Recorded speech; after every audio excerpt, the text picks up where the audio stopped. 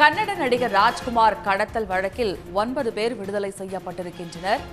மேல்முறையீட்டு மனுவில் இந்த உத்தரவு பிறப்பிக்கப்பட்டிருக்கிறது. இது பற்றிய மேலும் விவரங்களை தருகிறார் நமது சிறப்பு செய்தியாளர் ரமேஷ்குமார், இந்த வழக்கு தொடர்பான முழு விவரம். கன்னட நடிகர் ராஜ்குமார், வீரப்பன் மற்றும் அவரது கூட்டாளிகளால் கடத்தப்பட்ட வழக்குல கீழமை நீதிமன்றம் 9 பேரை விடுதலை செய்த உத்தரவை இன்றைக்கு சென்னை உயர்நீதிமன்றம் உறுதி செய்திருக்கிறது. இது தொடர்பாக காவல்துறை தாக்கல் செய்த மேல்முறையீட்டு வழக்கை உயர்நீதிமன்றம் தள்ளுபடி செய்திருக்கிறது. இது பரபரப்பை ஏற்படுத்தி இந்த வழக்கினுடைய பின்னணி என்று பார்க்கும்போது, ஈரோடு மாவட்டம் தாளவாடி அருகே இருக்கக்கூடிய அந்த தொட்டக்கஜினூரில் அமைந்திருக்கக்கூடிய அந்த பண்ணை வீட்டில் தங்கியிருந்த கன்னட நடிகர் ராஜ்குமாரை கடந்த 2000ஆம் ஆண்டு ஜூலை மாதம் 30ஆம் தேதி வீரப்பன் மற்றும் அவருடைய கூட்டாளிகள் கடத்தி சென்றார்கள். பின்னர் ராஜ்குமாரை விடுவிக்க கோரி தமிழக, கர்நாடக அரசுகள் 2 குழுக்களை வீரப்பனிடம் பேச்சுவார்த்தை நடத்த காட்டுக்குள் அனுப்பியது. பலகட்ட பேச்சுவார்த்தைக்கு பின்பு 108 நாட்களுக்கு பிறகுதான் இந்த பிணை கைதிகளாக வைக்கப்பட்டு அவர் விடுவிக்கப்பட்டார்.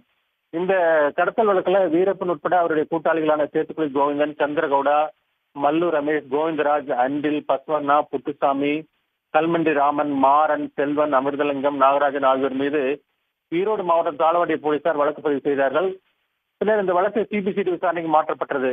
இந்த வழக்கினுடைய விசாரணை தான் கோபிச்செட்டிப்பாளையம் நீதிமன்றத்தில் நடைபெற்று வந்தது. இந்த வழக்கு விசாரணை நடைபெற்றுக் கொண்டிருக்கும் போது 2004ஆம் ஆண்டு வீரப்பன் மற்றும் அவருடைய கூட்டாளிகள் சேத்துக்குழி கோவிந்தன் மற்றும் சந்திரகவுடா ஆகிய 3 பேர் போலீஸ் என்கவுண்டரில் சுட்டுக் கொல்லப்பட்டார்கள். இந்த வழக்கின் விசாரணையின் போது தொடர்புடைய மற்ற 2 பேர், மல்லு என்பவர் இறந்துவிட ரமேஷ் என்பவர் தலைமறைவான அதை அடுத்து மீதமுள்ள 9 பேர் மீதான வழக்கு விசாரணை தான் 18 ஆண்டுகளாக கோபிச்செட்டிப்பாளையம் நீதிமன்றத்தில் நடைபெற்று வந்தது. இந்த வழக்குல தான் கடந்த 2018ஆம் ஆண்டு செப்டம்பர் 25ஆம் தேதி தீர்ப்பு வழங்கப்பட்டது. அதுல வீரப்பன் தொடர்புடைய கூட்டாளிகள் என்று சொல்லக்கூடிய அந்த கோவிந்தராஜ், அன்றில், பசுவண்ணா, புட்டுசாமி, மாறன் உள்ளிட்ட 9 பேரையும் விடுதலை செய்து நீதிபதி கிழமை நீதிமன்ற நீதிபதி மணி தீர்ப்பளித்திருந்தார்.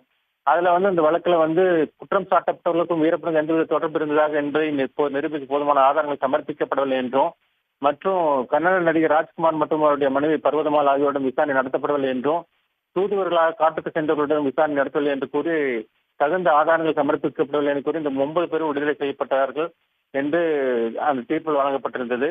இந்த நிலையில தான் அந்த உத்தரவை எதிர்த்து தான் சென்னை உயர்நீதிமன்றத்தில் சிபிசிடி போலீசார் மேல்முறையீடு மனு தாக்கல் செய்திருந்தார்கள். இந்த மனு மீதான விசாரணை தான் சென்னை உயர்நீதிமன்ற நீதிபதி வேல்முருகன் மற்றும் ஜோதிராமன் அமர்வு நடைபெற்றது.